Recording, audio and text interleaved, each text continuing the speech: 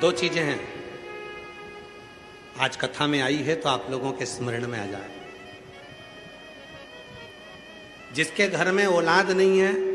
संतान नहीं है, जो बहुत बीमारी से ग्रसित है, बहुत बड़ी बड़ी बीमारियां हैं, रोग हैं, तकलीफ है,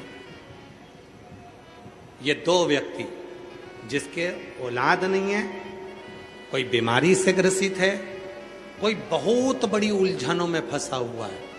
ये तीसरा। ऐसे व्यक्ति को जब शिव के मंदिर में जल चढ़ाने जाते हैं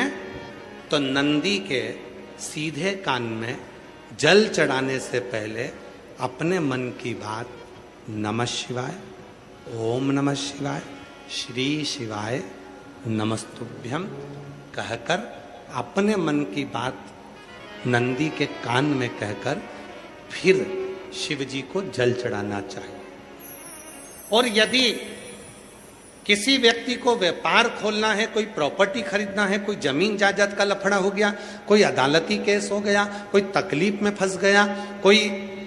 नौकरी नहीं लग रही है, कोई सर्विस नहीं हो रही है, कोई बहुत एग्जाम दे लिया, 1-2 नंबर से दे रहा है, कोई कंपटीशन एग्जाम में नहीं निकल पा रहा है, तो उस व्यक्ति को पहले जल चढ़ाना चाहिए, फिर आकर नंदी के राइट कान में, सीधे कान में ही नंदी के अपने मन की बात कहकर वापिस अपने घर की ओर आ जाना चाहिए। दोनों में अंतर है, दोनों में।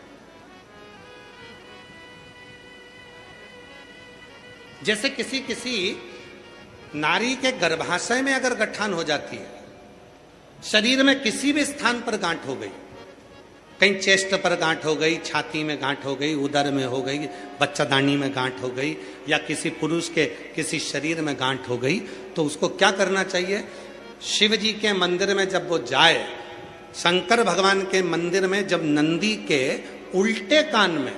नंदी के लेफ्ट कान में अपने मन की बात कहकर नमः शिवाय, ओम नमः शिवाय, श्री शिवाय नमस्तुभ्यम बोलकर एक दुर्वा शिव जी को चढ़ाकर जल समर्पित कर देना चाहिए। पहले बोलना है, फिर दुर्वा चढ़ाना है, फिर जल चढ़ाना है। आती समय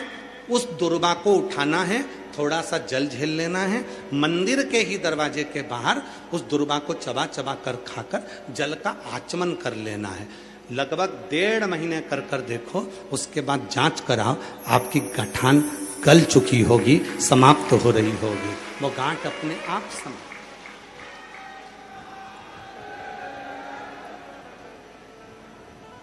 कई लोग कहते हैं गुरुजी नंदी और शिव में, नंदी उधर बैठा है, शिव जी का शिवलिंग इधर है, दोनों में ये समता का भाव क्या? महाराज, शिव जी के स्थापना के समय पर, नंदी की स्थापना के समय पर नंदी और शिव जी के बीच में एक सूत्र बनता है जिसको सोमसूत्र कहते हैं। वो पत्थर में दब जाता है, उसको लोग ऊपर से टाइल्स पत्थर लगा देते हैं, एक तार जाता है।